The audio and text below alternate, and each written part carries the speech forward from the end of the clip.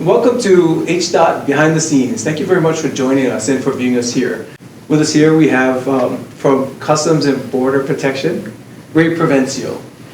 In these episodes, we'd like to talk about all the improvements that we're having for airports, highways, and harbors programs, and our partnership with Customs and Border Protection is huge for our airports operation.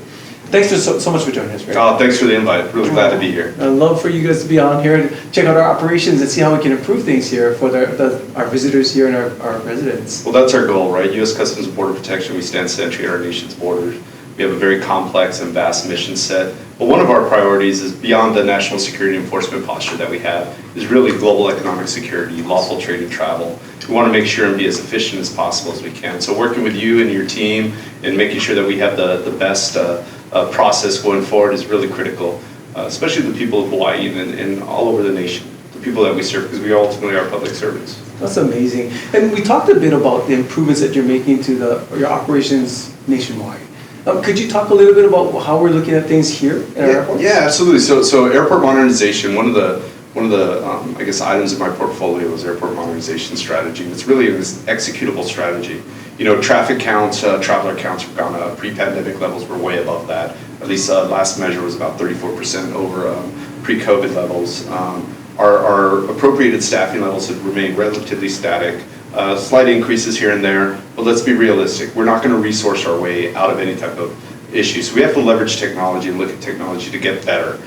We want to make sure and good public servants as well as good stewards of the taxpayers' resources, as well as working and collaborating with stakeholders like yourself and ensuring that we can get the best process and best customer experience that we have, while also ensuring that we never compromise our national security or enforcement posture. So we're leveraging a lot of this technology. You know, we can't look at infrastructure everywhere throughout the whole nation at all of our 328 ports of entry. You know, there can be improvements everywhere. So we can't rebuild every port of entry as much as we'd like to. We're just not positioned to do that. So again, using technology, looking at simple solutions that make sense to get better. Absolutely. And efficiencies are huge for our residents here. And when we go out of the country and come back in, we want to make sure we come in as quickly as possible. Even bigger for us though, on the economy side, getting the Japanese visitors back into Hawaii.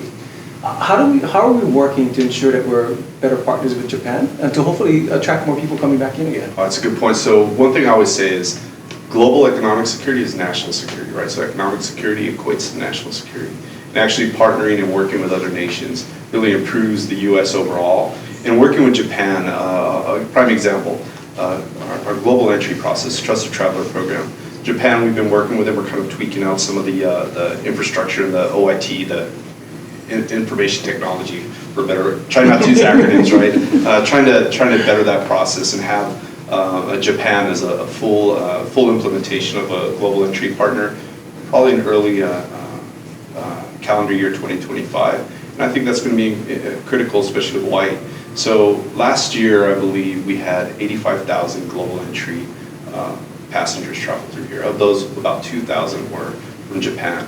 We know with working with Japan and getting that final implementation of the global entry partnership and collaboration, you're just going to see those numbers soar. Well, I really appreciate your time. Ray Provencio from the Customs and Border Protection Program, the Executive Director of Admissibility and Passenger Program. Absolutely. Thank you so much. Thanks for your time and thanks for the invite. Really glad to be here. Thanks for the partnership.